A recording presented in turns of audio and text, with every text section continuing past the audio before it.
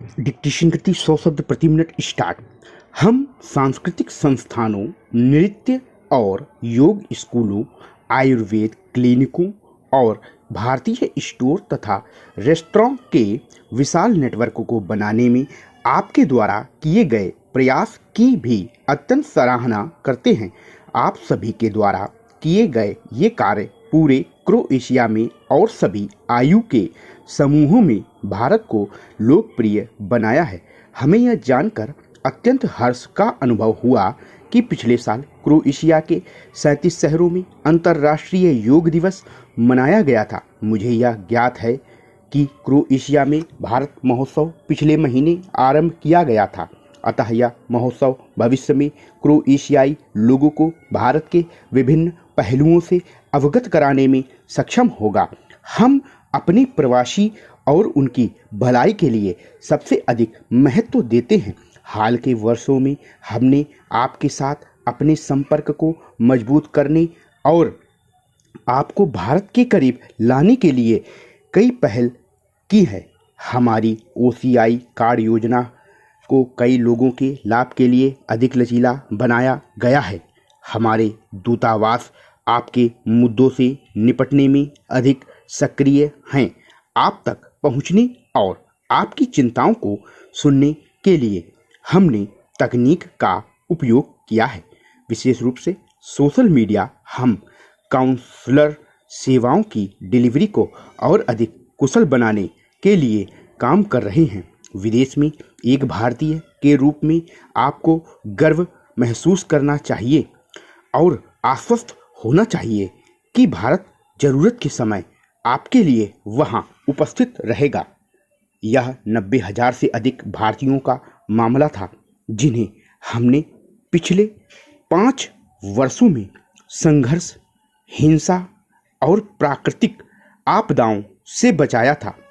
पिछले साल फुटबॉल में क्रोएशिया की सफलता और उसकी सुंदरता ने भारत में क्रोएशिया की छवि को काफ़ी बढ़ाया है। हम अपने संबंधों को गहरा करने के इच्छुक हैं, विशेष रूप से आर्थिक क्षेत्र में। दोनों पक्षों द्वारा निवेश के साथ एक अच्छी नींव पहले से ही रखी गई है। मेरे साथ आने वाला भारतीय व्यापार प्रतिनिधिमंडल कल अपने समकक्ष क्रोएशियाई कंपनियों के साथ उपयोगी कार्यकलापों के लिए तत्पर है। व्यापार, निवेश और प्रौद्योगिकी सहयोग को मजबूत करने की अच्छी क्षमता है। सहयोग के नए क्षेत्रों का पता लगाने के लिए आपका समर्थन अमूल्य होगा। भारतीय अर्थव्यवस्था आज वैश्विक विकास का एक महत्वपूर्ण इंजन है। यह मजबूत आर्थिक संकेतकों के साथ सबसे तेजी से बढ़ती प्रमुख अर्थव्यवस्था है। देश में एक नई गतिशीलता आई है, इसलिए मैं आपको भारत आने के लिए प्रोत्साहित करूंगा और हो रहे परिवर्तनकारी परिवर्तनों का अनुभव करें। हमारे विश्व स्तर पर जुड़े, तकनीकी रूप से समझ रखने वाले और उद्यमशीलता से प्रेरित युवा इस बदलाव में सबसे आगे हैं। उनको धन्यवाद। इसमें कोई संदेह नहीं है कि भारत आने वाले लंबे समय तक वैश्विक ध्यान का केंद्र होगा। क्रोएशिया आपसी लाभ के लिए भारत में इन अवसरों का लाभ उठा सकता है।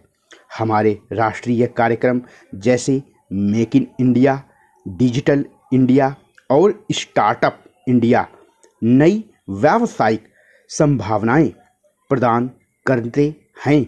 मैं चाहूँगा कि आप सभी इस तरह की जानकारी का प्रसार करें और अधिक से अधिक व्यावसायिक संबंधों को प्रोत्साहित करें।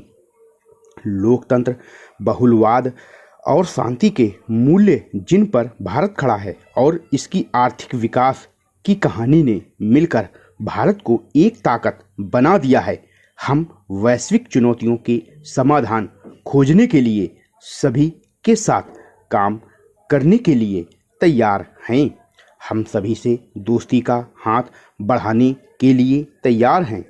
इस वर्ष का कुंभ मेला संगम में आनंदपूर्ण डुबकी का पवित्र समागम 3 नदियों गंगा, यमुना और अदृश्य सरस्वती का संगम एक अनूठा कार्यक्रम था जिसने भारतीय संस्कृति की वैश्विक पहुंच को मिसाल बनाया। दुनिया के हर कोने से आए 2.5 करोड़ से अधिक तीर्थयात्री इसकी आध्यात्मिकता में सराबोर हो गए। शांति और सुरक्षा मानवता की भलाई के लिए महत्वपूर्ण है।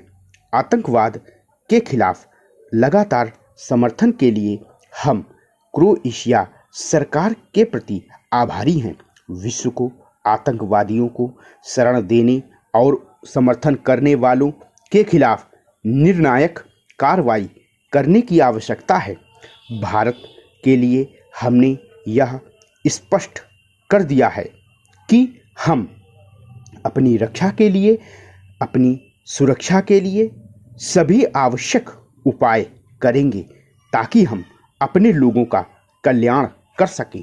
इस वर्ष महात्मा गांधी की 150वीं जयंती है एवं प्रथम सिख गुरु गुरु नानक देव जी की 550वीं जयंती भी है। हम क्रोएशिया सहित दुनिया भर में इन कार्यक्रमों का जश्न मनाएंगे। आज मैंने क्रोएशिया की सरकार को महात्मा गांधी की प्रतिमा के उपहार की घोषणा की है। हम 2 अक्टूबर 2019 को इसका अनावरण करने की उम्मीद करते हैं। हम आपके उत्साह और इन समारोहों को सफल बनाने के लिए समर्थन करते हैं। मैं भारत और क्रोएशिया के संबंधों का एक शानदार भविष्य देख रहा हूँ। मुझे यकीन है कि आप हमारे दोनों देशों और हमारे 2 लोगों के बीच के बंधन को मजबूत करने के लिए सार्थक योगदान करना जारी रखेंगे। मुझे वास्तव में आपसे मिलकर खुशी हुई है और मैं आप में से प्रत्येक को राष्ट्रपति भवन की यात्रा के लिए आमंत्रित करता हूं। जब आप भविष्य में दिल्ली आएंगे, हाँ, यह मेरा आधिकारिक निवास है, लेकिन यह एक स्मारक है जो आप सभी का है। स्टॉप।